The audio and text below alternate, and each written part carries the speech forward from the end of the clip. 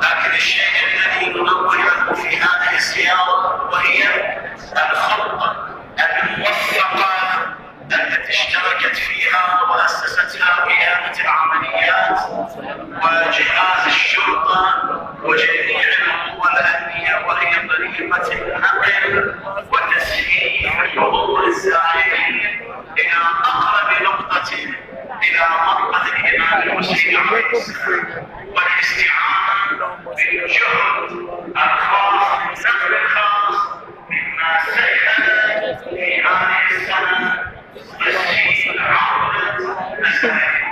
أكثر مساعدة في ذلك وزارة التجارة في هذه